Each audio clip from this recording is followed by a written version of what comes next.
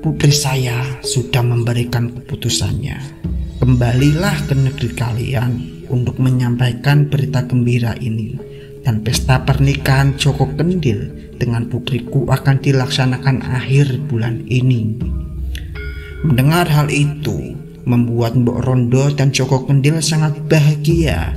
Lalu ia pun berpamitan kepada raja dan putri Ngapunten untuk kembali pulang ke kerajaan Ngandam Arum. Setelah mendengar berita gembira tersebut, Raja Asmawikana segera memerintahkan seluruh pengawalnya untuk menyiapkan segala keperluan pesta pernikahan putranya, mulai dari emas dan para pengawal kerajaan, tanpa sepengetahuan Joko Kendil itu sendiri. Hingga pada hari yang telah ditentukan, pesta pernikahan Joko Kendil dengan Putri Ngapunten dilangsungkan dengan sangat meriah di istana negeri seberang. Pesta tersebut dimeriahkan oleh berbagai pertunjukan, mulai dari seni hingga tari. Undangan yang hadir pun datang dari berbagai penjuru negeri. Tapi ketika Joko Kendil dan Putri Ngapunten mulai keluar dan duduk di persandingan, sontak para undangan pun tiba-tiba menjadi hening dan perlahan-lahan berubah menjadi gaduh.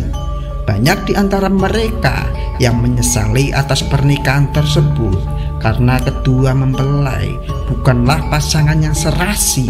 Putri Ngapunten adalah seorang putri raja yang cantik dan rupawan, sedangkan Joko Kendil sendiri hanya pemuda biasa yang memiliki bentuk kepala yang sangat buruk, yakni menyerupai kendil. Hingga pada akhirnya di tengah kegaduhan itu tiba-tiba terjadi peristiwa yang tidak disangka-sangka. Sebab ketika Putri Ngapunten memegang tangannya Joko Kendil dan meyakinkan kalau memang dia ikhlas dan lahir batin mencintai Joko Kendil, tiba-tiba angin kencang datang dari berbagai penjuru dan seketika cahaya biru langsung menyelimuti Joko Kendil dan seketika ia pun langsung menghilang.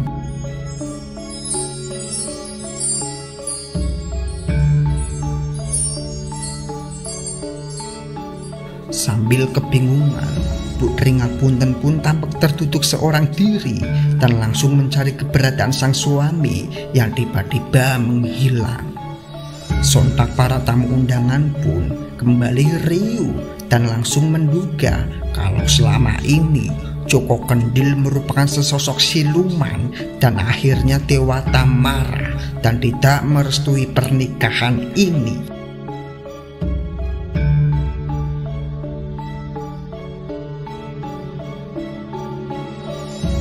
Tapi ketika semua orang riuh dan mencari keberadaan Joko Kendil, tiba-tiba datanglah seorang pemuda tampan dan gagah yang muncul di antara kerumunan undangan.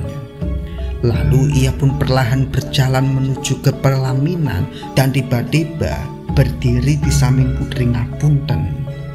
Para tamu yang melihat pangeran itu langsung tertegun akan kewibawaan dan ketampanan sang pangeran. Sambil berdiri dan berbicara lantang di hadapan para tamu undangan, ia pun langsung berkata kalau dia Joko Kendil, suaminya Putri Ngapunten, dan langsung menjelaskan ke semua tamu undangan kalau selama ini ia dikutuk dan kutukannya akan musnah ketika ada seorang yang mencintai dirinya dengan sepenuh hati. Sontak para undangan pun langsung tersentak dan bercampur rasa bahagia ketika menyaksikan peristiwa ajaib itu.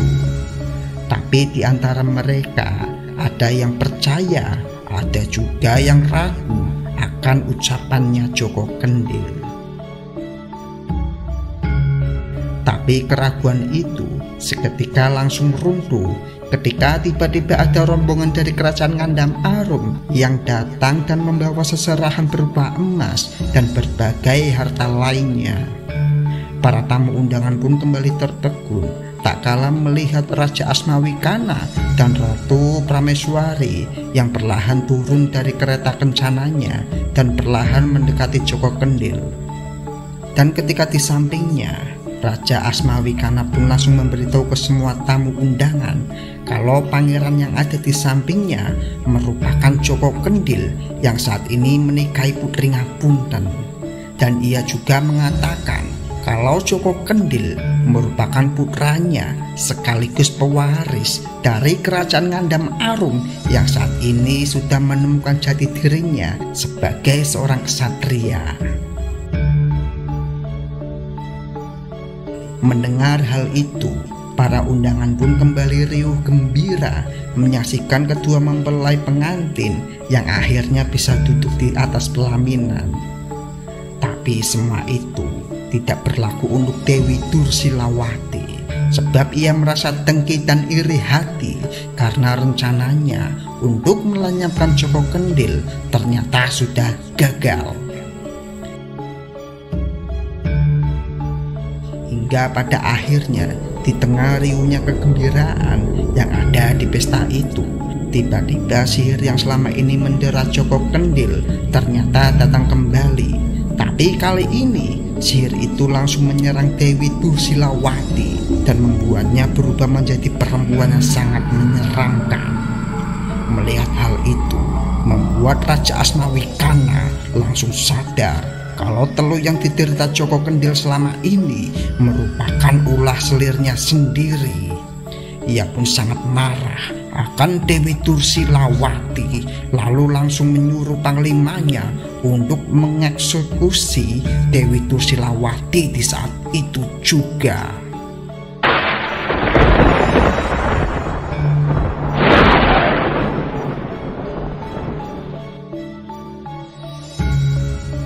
Tapi ketika Panglima hendak mengeksekusi Dewi Dursilawati, ternyata Joko Kendil langsung menahan sabitan pedang yang ketika itu akan memenggal kepalanya Dewi Dursilawati. Lalu Joko Kendil pun langsung menyadarkan ayahnya untuk memaafkan Dewi Dursilawati.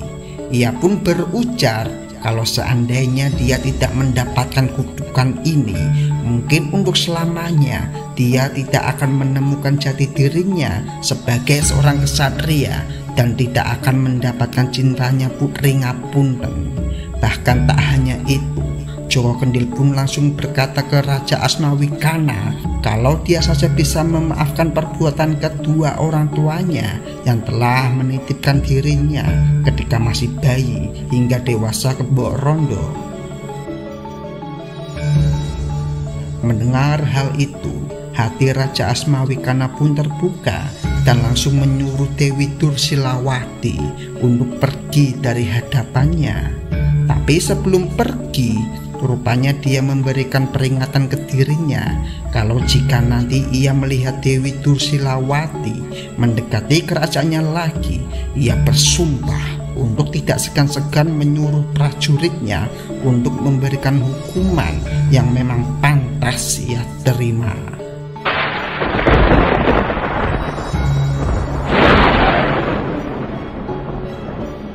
Mendengar hal itu, Dewi Dursilawati langsung lari terbirit-birit meninggalkan pesta pernikahan Joko Kendil dan Putri Ngapunten. Konon saking takutnya dengan ancaman sang raja, ia pun langsung berlari ke tengah hutan dan kembali menemui sang dukun untuk kembali mengirim teluh. Keinginan Dewi Dursilawati pun dipenuhi oleh sang dukun karena ancaman raja merupakan ancaman dia juga. Lalu sang dukun kembali merapalkan mantranya dan seketika langsung mengirim teluh.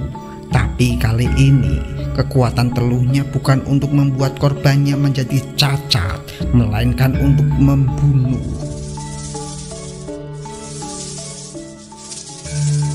Dan setelah mengirim teluh itu, dengan merasa jumawa, ia pun langsung memberitahu Dewi Dursilawati kalau dia sudah berhasil mengirim teluh dan tidak lama lagi sang raja akan mati di tangannya.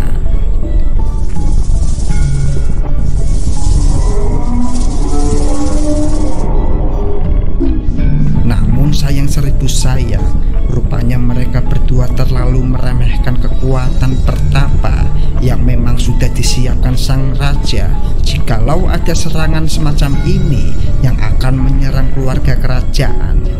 Hingga pada akhirnya pertapa itu pun mengembalikan telur yang sudah dikirim dukun dan malah berbalik menyerang mereka berdua, hingga menyebabkan mereka hancur akan kekuatan kebencian mereka sendiri.